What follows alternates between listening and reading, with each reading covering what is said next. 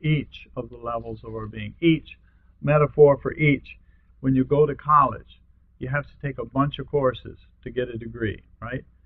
They give you a degree and say, here's your degree in fill in the blank. But how many courses did you have to take to do it? 20, 30, 40 courses? And you had to take each one of the courses. You didn't get to only take one course and they give you the degree. You have to take 101 and 102 and 103 and 201 and 202 and 203. You can't skip them. Maybe you're so smart you can skip some of them. The idea of each is, no, we have to do each of them, and that they operate in levels, 100s, 200s. And this is the way it comes forward in our minds with meditation. Initially, more often than not, initially the obstacle to meditation is current activities. My spouse today, my children today, my boss today. And then sometime later that starts to get quiet. It's very common. It starts to get quiet. And then all of a sudden, here comes a bomb from way back when. Oops. This is progress. It's another level, or one of many levels, of unconscious processing. And it's very common that after, I don't know, different times, but after something like a year or 2 or 3 or 5, someone says, I feel like my meditation, my whole spiritual life, everything about me is going backwards. I'm finding all this yucky crud inside of me that I didn't know was there.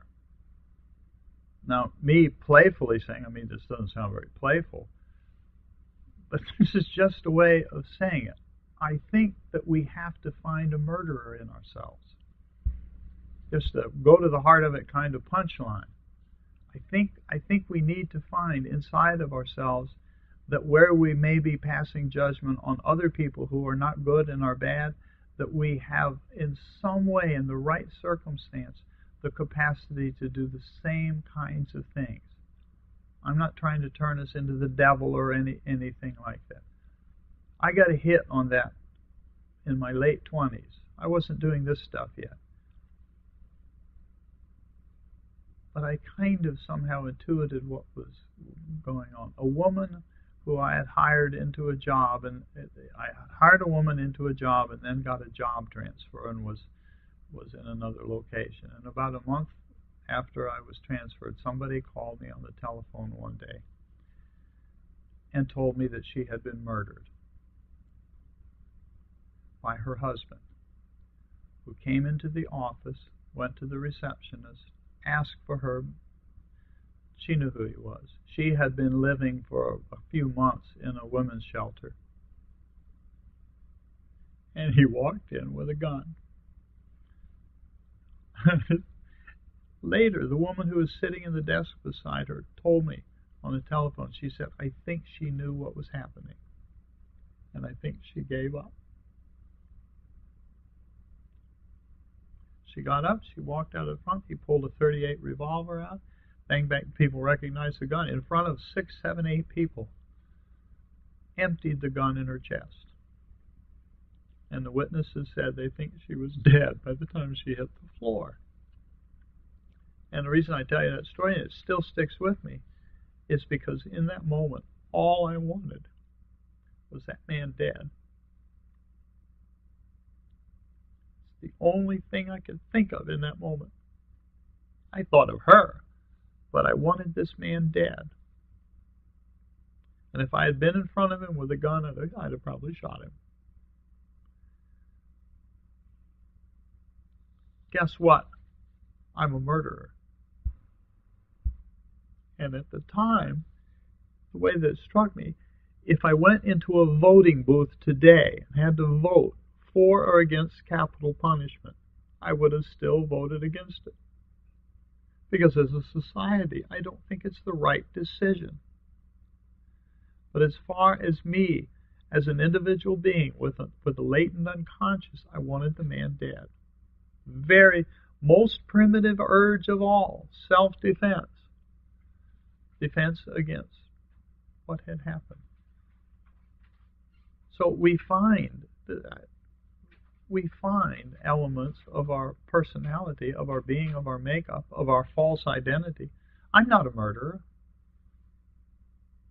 But if we're going to talk about the level, we're talking here levels, if we're talking about a level of personality that functions out in the world in that kind of way, am I a murderer? Absolutely. Am I capable of doing and all these manner of cruel things that are in the news about what happens to people in the right circumstance? Yes, yes, yes. It doesn't make me bad. In fact, if I will observe and acknowledge and accept and come to understand and train the mind, it reinforces the clarity that who I am is none of these false identities. In the computer metaphor that says all these inclinations are on the hard drive and they process out through the microchip, the microprocessor, and then it comes out on the screen or out the speakers, like that in the computer. Who am I in a computer metaphor? Ultimately, I am none of those. Ultimately, who I am in a computer metaphor is the electricity. The computer will not run without electricity, won't do anything. Who am I? I'm pure consciousness. I am the center of consciousness in this way we're looking at here. And all of this thing is about removing obstacles. And to have freedom from murderer as an obstacle, I need to observe.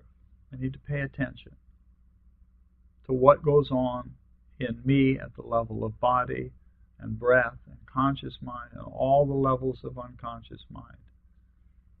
Old stuff, samskaras, karmas from past lives.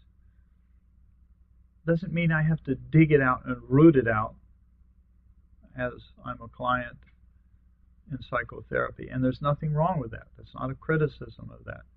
But it's not saying that I necessarily have to dig up every object. From the standpoint of meditation, it comes forward naturally. Whether it's at meditation time or halfway between waking and dreaming sleep, or just walking around town. The attitude of being willing to observe everything, to witness everything, as Swamiji told me, and to accept and acknowledge that this is just what's going on, and give some understanding, and a willingness to train my own unconscious, not just training my conscious, but training my unconscious, in part by having useful, constructive, internal dialogue, not monologue. It's useful. Then all of those parts start to work together. We come to explore. When we're studying the systematic nature of this, we'll end up exploring so that we can observe it. The levels like manas, chitta, ahankara, and buddhi. We talk about this. Manas is known as sensory motor mind in Western language. Chitta is the memory bank, the storage bank. Ahankara is ego. Buddhi is the aspect of mind that makes good decisions, knows, decides, judges, discerns between useful and not useful. And when those four functions are working together, this is a good thing. When they're not working together, then who's in charge? Whichever habit patterns are speaking the loudest. And if buddhi, the intelligence, is awakened and is alert, it will see, wait a minute, this is not me speaking, this is an old habit pattern. I see it, I accept it, I acknowledge it, I understand it, because it's come before, but we're not going to live on the basis of this, whatever it is. That's buddhi speaking, it's intelligence. Swami Rama says, use an example like this. You're at somebody's house and there's this thing there on the table, and you like it, you want it. You say, oh, I think I'll steal that thing. I'll take that cup. I like that cup. He says, okay, mind, you want to have that cup? You can have it. Go ahead and steal it. But I'm not going to let you use the hand. Go ahead, have it. Go ahead, have more chocolate. Have all the chocolate you possibly want, but I'm not going to let you use the hand.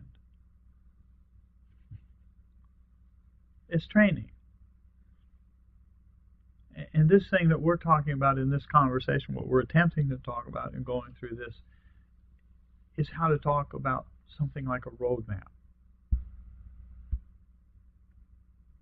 So over time, we learn to observe and to accept, and from that comes understanding, and then the willingness to train. To train the hand, to say, no hand, I don't mind, you can have the whatever, but I'll not let you use the hand. The parts start to work together. They integrate.